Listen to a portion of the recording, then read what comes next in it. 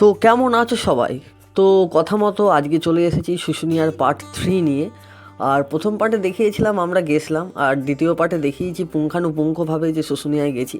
তো সেখান থেকে শুশুনিয়া পাহাড়কে জয় করে আমরা আর আমার এই ডন কাকা মুড়ি টুড়ি খেয়ে এবারে বেরিয়ে পড়েছি শুশুনিয়ার পেছন দিক দিয়ে। একটা জায়গা আছে, অর্থাৎ প্রথম থেকে ভাবছিলাম বলবো না, একটু সাসপেন্সে রাখবো, কিন্তু না, বলতে হবে, কারণ ইন্ট্রোটা না দিলে ঠিকঠাক হবে না। তো ব্যাপারটা হচ্ছে, চন্দ্র বর্মন বলে একজন রাজা ছিলেন। তো তিনি ব্রাহ্মী লিপিতে কিছু কেমন তার লেখা বা সেই সময়কার কিছু লেখচিত্র তিনি সেই জায়গায় নিরূপণ করে গেছেন। তো সেই সব কিছুকেই আজকে দেখবো এবং আপনাদেরকে দেখাবো। তার কারণেই আমরা বেরিয়ে পড়েছি শুশুনিয়ার পেছন দিক দিয়ে, অর্থাৎ আমরা সামনের দিকে উঠেছিলাম। শুশুনিয়ার পেছনের একটা জায়গা আছে যেটা খুব ঘন জঙ্গলে ভর্তি এবং তার মধ্যে দিয়ে পাহাড় আছে, আর সেই পাহাড়ের মধ্যে দিয়ে উঠেই আমরা সেই জায়গাটাকে ডিসকভার করব।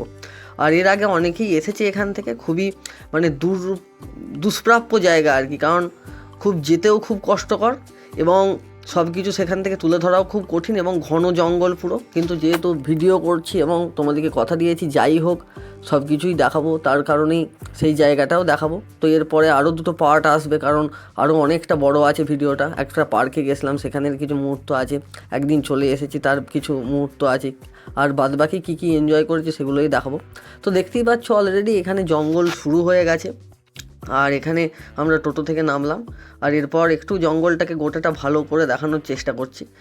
আমার দেখা, আমাদের বললে ভুল হবে, আমার পার্টিকুলারলি আমার দেখা জঙ্গলের মধ্যে জয়পুর বেস্ট। আমাদের বাড়ির থেকে কিছুটা দূরে, আমার মামা বাড়ির কাছে জয়পুর জঙ্গল। তো সেই জঙ্গলের থেকেও কিন্তু এইটা কোনো অংশে কম নয়, কারণ তারও ভেতর দিয়ে রাস্তা আছে খুব সুন্দর মাটির মরামের। তো এখান দিয়েও আছে। তবে এখানে বলছিলে, যে কাকুটার সাথে এলাম তিনি বলছিলেন যে অ্যাকচুয়ালি এই জঙ্গলে সব পিকনিক স্পট বা ফিস্টি করতেই আসে, আবার অনেকে ওই ব্রাহ্মী লিপি দেখতেও আসে। আর আগের দিন দেখিয়েছিলাম একটা ঝর্ণা, যেই ঝর্ণাটা আমি বলেছিলাম যে হয়তো বাঁধিয়ে দিয়েছে খুব সুন্দরভাবে, আর এর পেছন দিক দিয়েও একটা ঝর্ণা আছে, দুটো ঝর্ণা আছে। তো সেই ঝর্ণাটাও তোমাদের সঙ্গে শেয়ার করবো এবং তোমাদের সামনে তুলে ধরবো। তো দেখতেই পাচ্ছ কথা মতো সূর্য মাথার ওপরে, আর আমরা সূর্য মাথার ওপরে বিরাজমান একদিকে, আর আমরা চলেছি আমাদের গন্তব্যস্থল। আর ওই যে দেখছো শুশুনিয়া পাহাড়, আমি টোটোতে আস্তে আস্তেই কিছুটা টাইম দেখালাম শুশুনিয়া পাহাড়টা। তো দেখতেই পাচ্ছ, আর এখানে দেখতে পাচ্ছ যে গাড়ি ফাড়ি দাঁড়িয়ে আছে, এরা আর কি পিকনিক করতে এসেছিলো এখানে। তো ওদের প্রায় পিকনিক শেষ, এবার ওরা সব ব্যাগপত্র গুছিয়ে যে যার বাড়ির দিকে রওনা দিচ্ছে। তো আমরা এরপর নিচের দিকে নেমে যাচ্ছি, আবার উঠতে হবে অনেকটা, এবং খুব দুষ্প্রাপ্য জায়গা এবং খুবই ঢালু এবং কি বলবো, বন্ধুর মালভূমিই বলা যেতে পারে। হ্যাঁ, ভূগোলের দিক চলে যাচ্ছে, কিন্তু এইটা অবশ্যই, কারণ দেখলেই বুঝতে পারবেন, এত উঁচু উঁচু টিলা। এবং আগের শুশুনিয়া পাহাড় উঠতে আমরা দেখিয়েছিলাম যে ধাপ কেটে কেটে বা সিঁড়ির মতো কতগুলো খণ্ড আছে, কিন্তু যেহেতু এই দিকটা অনেকে আসে না, তার জন্য এই জায়গাটা খুবই ডেঞ্জারাস প্লেস, এবং সেইটার দিকেই আমরা যাচ্ছি। আর দেখেছো কাকার ওই সকালে উঠেই কিন্তু দম প্রায় অর্ধেক সারা। এবারে ব্যাপারটা কি, আমরা সবাই গেছি, একটু টেনশনও আছে যে যদি কারো কিছু অসুবিধা হয়, পড়ে টরে যাওয়ার ব্যাপার আছে। আর সত্যি করেই প্রচণ্ড স্লিপ খাচ্ছিল, আমি আগেও বলেছি, কিন্তু সেই সব বললে তো আর হবে না।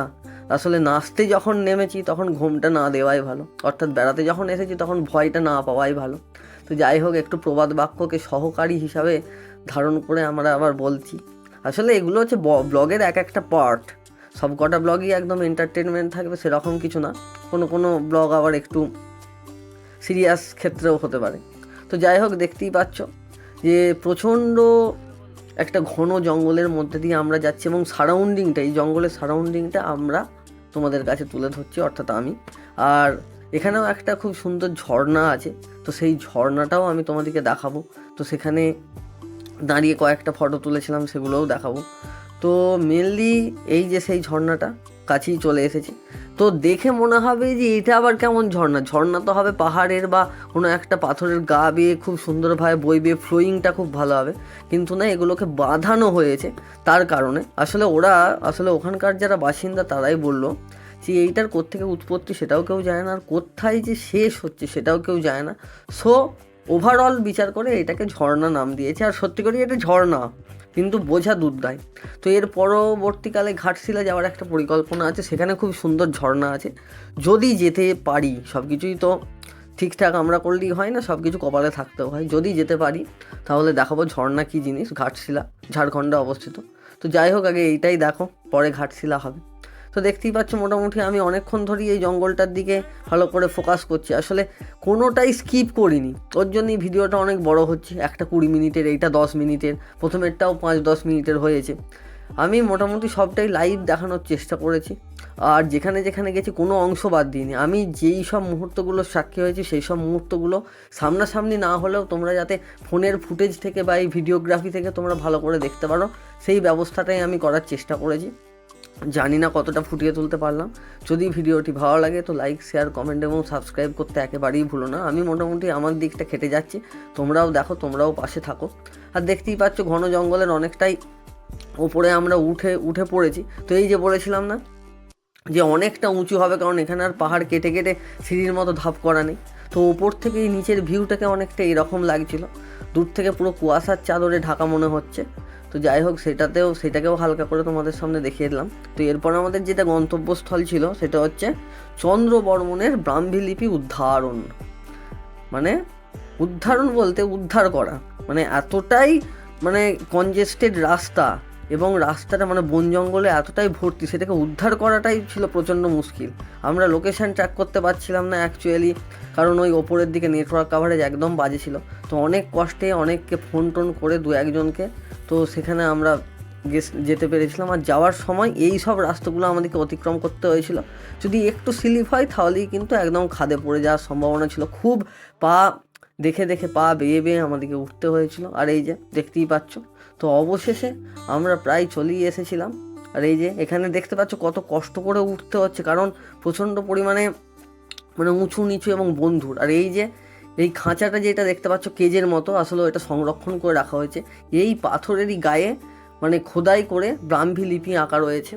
তো সেইটাও আমরা পুরো পুঙ্খানুপুঙ্খ তোমাদের সামনে তুলে ধরবো। তো ভিডিওটি দেখতে থাকো। আর আবার বলি, ভিডিওটি ভালো লাগলে লাইক, শেয়ার, কমেন্ট অবশ্যই করবে।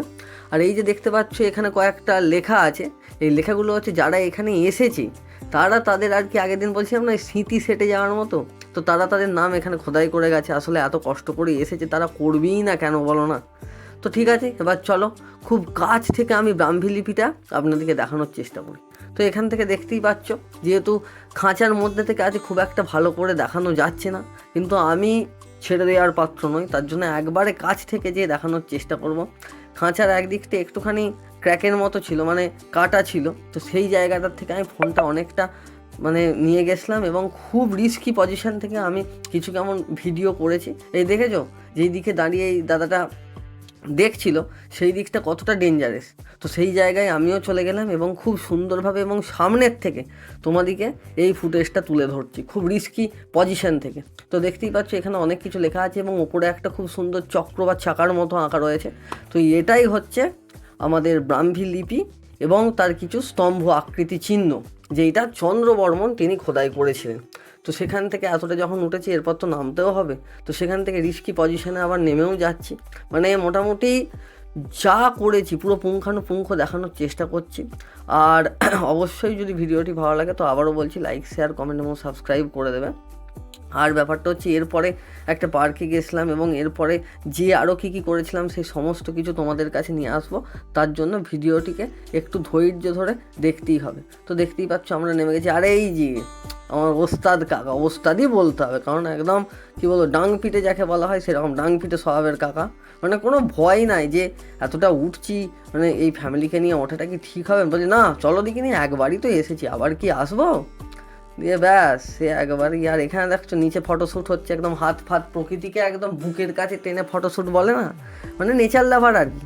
তো ফটোশ্যুট করছে, তো ওরা ফটোশ্যুট করুক, আর আমরা মোটামুটি আবার সেখান থেকে টোটোই চেপে শুশুনিয়াকে আজকের মতো বাই বাই করে আমরা এবার রুমে চলে যাবো। তবে রুমে যাওয়ার আগে কিছু কেমন খাওয়া দাওয়া আছে, আর সেই খাওয়া দাওয়াগুলোই সব দেখিয়ে নেবো। তো চলো খাওয়া দাওয়াগুলো দেখানো যাক। তো সেখান থেকেই মানে শুশুনিয়ার কাছেই অবস্থিত এই হোটেলটি। তো এই হোটেলটি কালীমাতা হোটেল নামে পরিচিত, হোটেল অ্যান্ড রেস্টুরেন্ট। তো এখান থেকে আমরা খাবার নিয়েছিলাম, এখান থেকে ভাত দিয়েছিল, ঝুরঝুরে আলু ভাজা ছিল, স্যালাড ছিল, এক রকমের তরকারি ছিল, আলু পোস্ত ছিল। তো এই সব খেয়ে আজকের দিনটা শেষ করলাম। তো ভিডিওটি এতটাই। ভিডিও যদি ভালো লাগে তো লাইক, শেয়ার, কমেন্ট এবং সাবস্ক্রাইব করে অবশ্যই পাশে থাকবেন। আবার দেখা হবে অন্য পার্টে, ততক্ষণে বাই বাই।